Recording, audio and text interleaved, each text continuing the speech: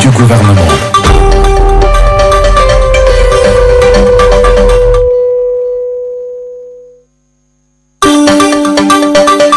Compte rendu du gouvernement.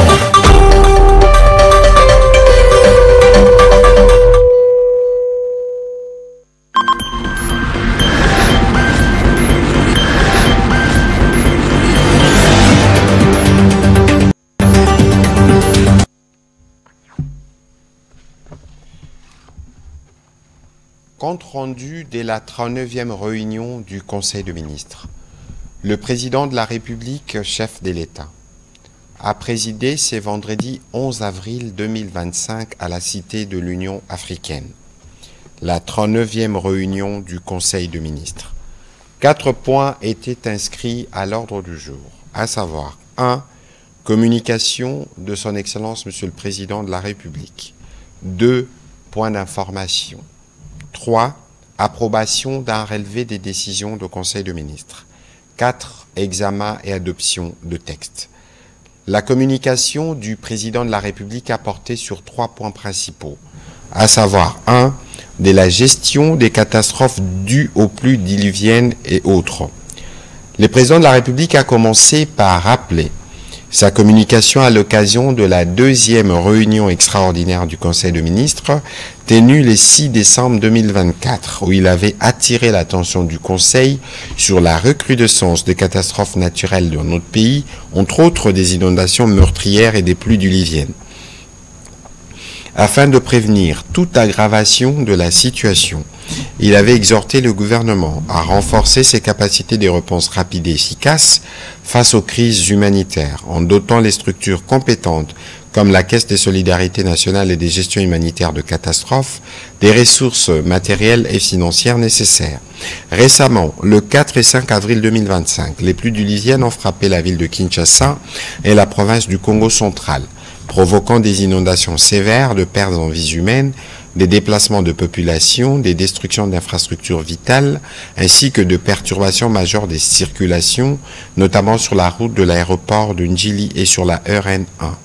Au regard des prévisions alarmantes de la Mételsat concernant le mois d'avril et mai 2025, le président de la République a insisté sur l'impérieuse nécessité pour le gouvernement central et les autorités provinciales de Kinshasa de procéder à une évaluation rigoureuse de l'ampleur de récents événements et de prendre sans délai des mesures d'urgence adaptées afin de soulager les populations affectées et de protéger les vies humaines en complément des actions déjà entreprises.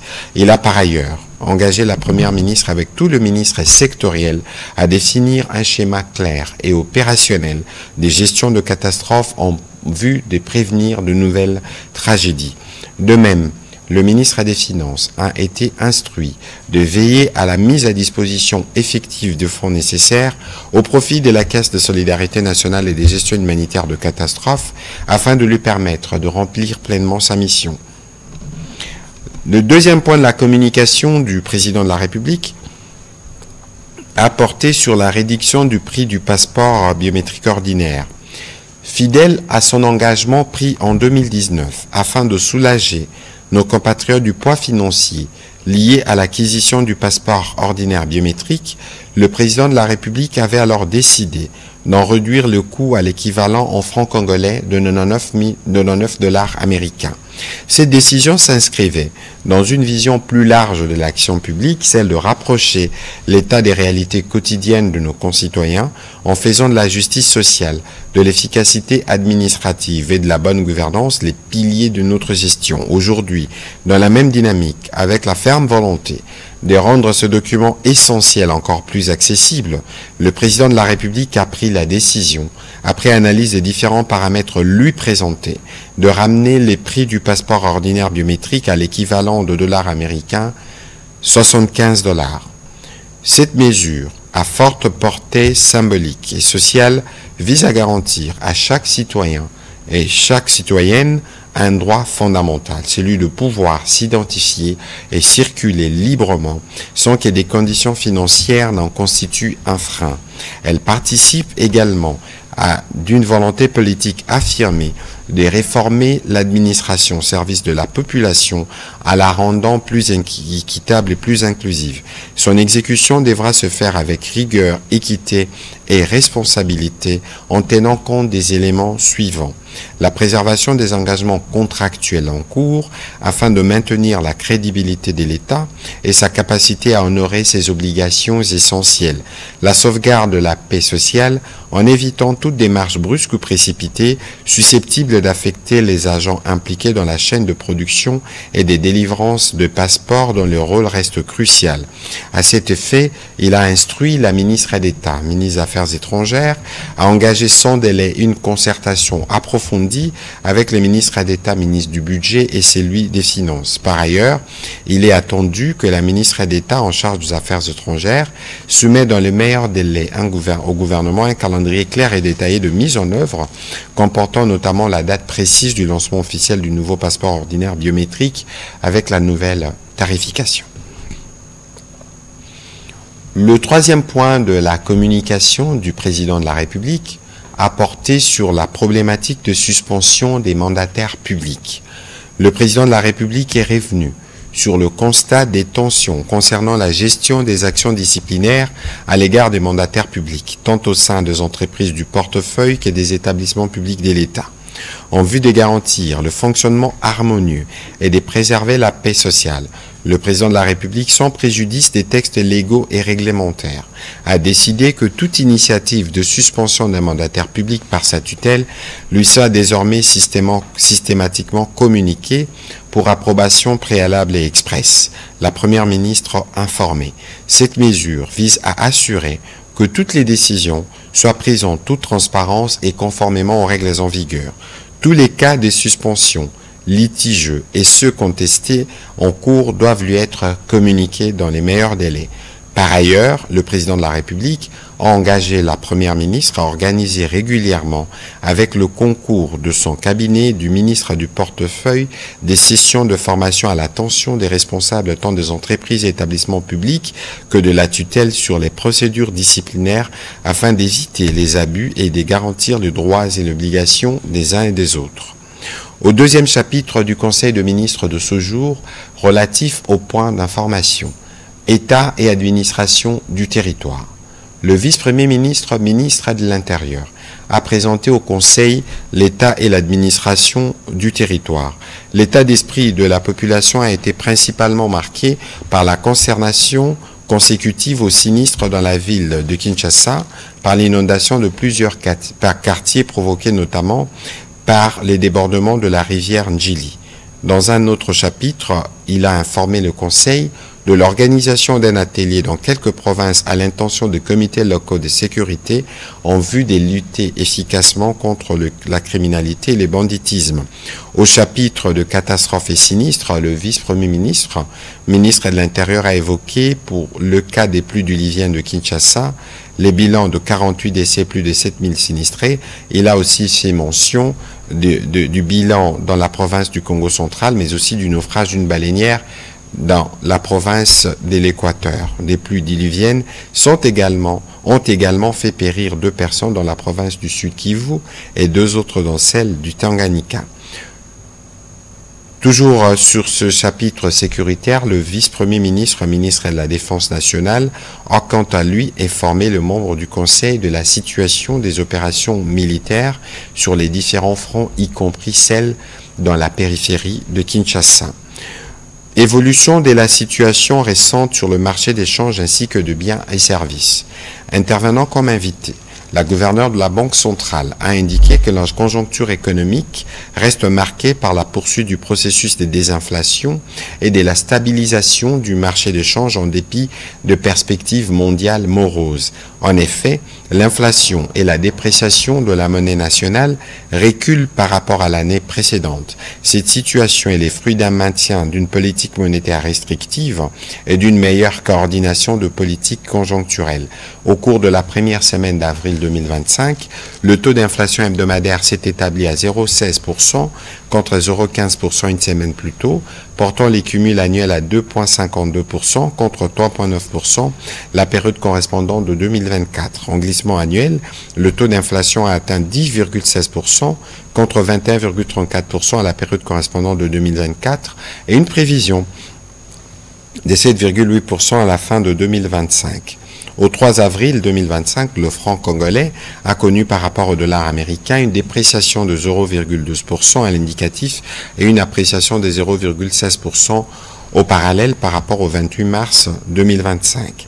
Après avoir examiné les facteurs de risque au plan interne et externe, la gouverneure a formulé une série de recommandations afin d'y faire face et de continuer sur la trajectoire de la stabilité et de la résilience.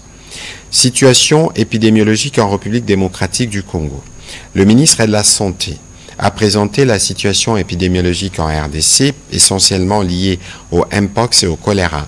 Avant d'aborder cette question, il a présenté les bilans des désastres survenus à la suite de la pluie diluvienne qui s'est abattue à Kinshasa dans la nuit du 4 au 5 avril 2025, occasionnant de pertes en vies humaines et des dégâts matériels importants dont des matériels roulants, les meubles, les écoles endommagées, les maisons, les ponts, des animaux d'élevage emportés, mais aussi les déplacements de familles inondées vers d'autres maisons d'accueil et ou centres d'hébergement.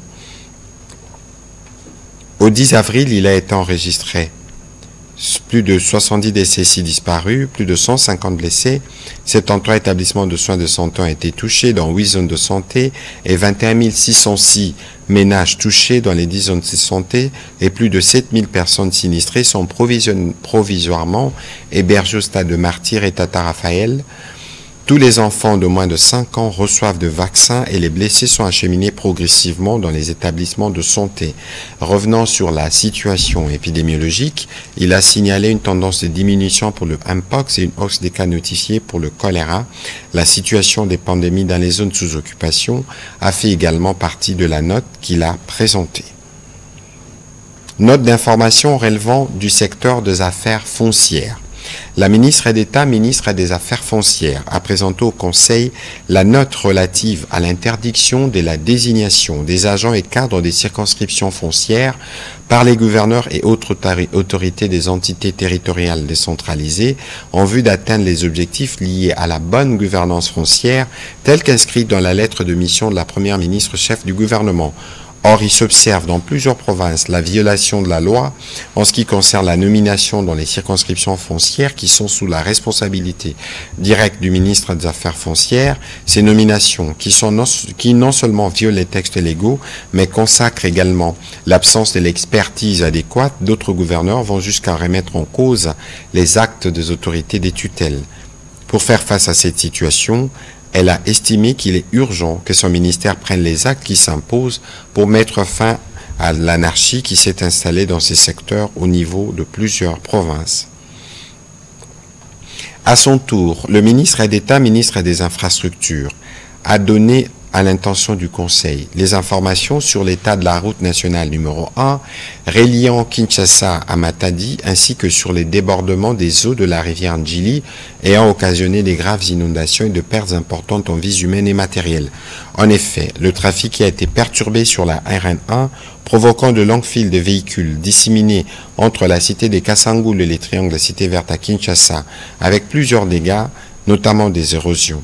Il a rassuré qu'à la suite de travaux entrepris, le trafic a été rétabli 24 heures après pour les petits véhicules. Ensuite, les travaux ont continué jusqu'à pouvoir rétablir le trafic de grands camions. La menace de rupture de la chaussée est écartée alors que les travaux se poursuivent encore pour l'amélioration de la route. S'agissant du débordement de eaux de la rivière Ndjili, il a fait savoir que Kinshasa est en proie à des inondations et érosions occasionnées notamment par les eaux de ruissellement canalisés sans respecter les exigences de l'urbanisme. Les réseaux existants est devenu inopérant pour l'évacuation de eaux fluviales. Les occupations anarchiques des espaces non édificandi constituent une autre pratique dangereuse, accentuant les phénomènes décriés parmi lesquels l'encombrement de berges des rivières. Il a attiré l'attention du Conseil sur le risque que court la partie ouest de Kinshasa de subir les mêmes conséquences à cause de l'occupation anarchique de la baie d'Engaliema. Il a été sur ce sujet complété par le ministre délégué près l'urbanisme et habitat en charge de la politique de la ville et toutes ces prérogatives, toutes ces questions liées aux inondations ainsi qu'à leurs conséquences feront l'objet d'une grande réunion autour du président de la République les mardis prochains. Adhésion à l'accord partiel du Conseil de l'Europe. La ministre des Droits humains a présenté au Conseil la note d'information consacrée à l'adhésion de la République démocratique du Congo à l'accord partiel élargi du Conseil de l'Europe. L'adhésion de notre pays à cette institution représente une opportunité stratégique pour renforcer sa présence sur la scène internationale et bénéficier d'un cadre de coopération multilatérale favorisant les développements démocratiques, la promotion des droits humains et l'échange de bonnes pratiques en matière de gouvernance. Pour la République démocratique du Congo, cette adhésion aura entre autres avantages, la promotion des droits humains de l'état de droit. En s'associant aux travaux du centre, notre pays pourra bénéficier d'une expertise technique et des recommandations pour améliorer ses politiques publiques en matière de respect de droits fondamentaux et de gouvernance. Relance de la gouvernance de l'enseignement supérieur et universitaire. La ministre de l'Enseignement supérieur et universitaire a centré sa note sur les mesures de relance de la gouvernance de l'enseignement supérieur en République démocratique du Congo. Elle a indiqué que les derniers rapports État du système éducatif national a établi un diagnostic exhaustif du système éducatif national et décrit un tableau moins réalisant du sous-secteur de l'enseignement supérieur et universitaire au plan de l'offre éducative, de la qualité des enseignements et des apprentissages, ainsi que de la gouvernance et du pilotage du sous-secteur. Ces rapports situent également les principaux défis à relever sur le plan de la gouvernance du système et des établissements, de l'efficacité du système de l'inadéquation formation-emploi, des ressources humaines, du sous-développement de la recherche, de l'état des infrastructures et équipements, ainsi que du financement des établissements. À ce jour, outre l'audit sur la viabilité déjà actée par les conseils de ministres, le ministère de l'Enseignement supérieur fait face à deux enjeux importants, notamment l'assainissement du personnel académique par le contrôle des régularités des recrutements de promotion et de l'admission à l'éméritat, ainsi que la restructuration organique des universités et instituts supérieurs publics pour accéder à une maîtrise effective des effectifs partant de l'enveloppe budgétaire salariale. Pour changer des paradigmes, plusieurs actions sont à mener en dépit de la pression et de la résistance de la part de réfractaires au changement et des partisans de la médiocrité qui tirent grand profit du flou entretenu. Ces mesures feront l'objet d'un dossier qu'elle soumettra au Conseil de ministres pour son adoption et son exécution effective. Note d'information relative aux infrastructures et équipements sportifs. Le ministre des Sports et Loisirs a présenté la note d'information relative à l'état des infrastructures et équipements sportifs ainsi qu'aux exigences de la Fédération internationale de football association et de la CAF. Pour y répondre, il a soutenu avoir recouru aux techniciens sud-africains spécialisés dans la maintenance des aires de jeu en synthétique. Leur action permettra à notre pays d'organiser dans les meilleures conditions les rencontres prévues au stade de Martyrs. Outre la maintenance, la certification de l'aire des Jeux, des travaux d'entretien et de réparation étaient lancés sur certains ouvrages du stade précité. Il a aussi martelé sur la nécessité de souscrire dans le meilleur délai à une police d'assurance pour toute installation sportive publique ou privée, conformément à la législation congolaise en vigueur, ainsi que l'obtention d'un certificat de sécurité. Pour pallier aux problèmes de sécurité liés aux entrées poreuses et de la clôture non adaptée, il a déjà lancé une soumission pour l'érection d'une clôture moderne avec un système de tourniquet moderne pour le stade de Martyrs. Le Conseil a pris acte de sa note d'information. Au troisième chapitre du Conseil de ministres de ce jour, relatif à l'approbation d'un relevé des décisions, les membres du Conseil ont approuvé les relevés des décisions prises lors de la 38e réunion ordinaire du Conseil de ministres tenue le 4 avril 2025. Au dernier chapitre du Conseil de ministres de ce jour, relatif à l'examen et à l'adoption de textes, 8 textes, 1. Projet de loi relevant du secteur de la justice, le ministre d'État, ministre de la Justice et garde-sceau a soumis au Conseil 2 projets de texte. Le premier portant sur l'autorisation de la prorogation de l'état de siège et les seconds portant sur l'habilitation du gouvernement. Après débat et délibération, les 2 textes ont été adoptés. Projet des textes relevant du secteur de finances. Les ministres des Finances a soumis au Conseil 5 textes pour examen et approbation. Il s'agit respectivement du projet de décret portant réglementation de la vidéo-verbalisation en matière de contravention routière, le projet des décrets portant modalité d'exploitation et des fonctionnements du lieu de mise en fourrière de véhicules, les projets des décrets fixant le cadre général de réévaluation légale de l'actif immobilisé des entreprises, le projet de loi portant principes fondamentaux du secteur de jeux d'argent et des hasards en République démocratique du Congo, et enfin le projet de loi portant modification de la loi numéro 15/05 du 17 mars 2025 portant code des assurances. Après débat et délibération, ces textes ont aussi été adoptés. Dernier texte soumis au Conseil de ministres de ce jour, projet des décrets relevant du secteur des hydrocarbures. Le ministre des hydrocarbures a soumis au Conseil le projet des décrets afférents au régime d'attribution de droits pétroliers à la Société nationale dans le cadre de la valorisation des ressources en hydrocarbures et de la relance du processus d'exploration et d'exploitation en République démocratique du Congo. En exécution de la lettre de mission de la Première ministre, il a motivé la nécessité de déterminer une nouvelle stratégie de relance des travaux d'exploration et de dynamisation de la production pétrolière dans le cadre de la valorisation du domaine pétrolier. C'est dans ce sens que la nouvelle stratégie consiste dans l'immédiat à l'attribution à notre Société nationale Sonaïdroc des droits pétroliers pour les blocs 1 et 2 du Graben Albertine sur la base d'un contrat de service conformément à la loi numéro 15/012 du 1er août 2015 portant régime général des hydrocarbures, ce qui requiert un cadre réglementaire conséquent. Le présent texte a donc l'avantage de confirmer de manière précise les modalités d'attribution directe de droits des hydrocarbures à la Société nationale et les régimes juridiques et fiscaux y afférents dans le respect des dispositions légales en matière des hydrocarbures. Après débat et délibération, le Conseil a approuvé ce projet de décret. Commencé à 15h24, la réunion du Conseil de ministres a pris fin à 20h31. Je vous remercie.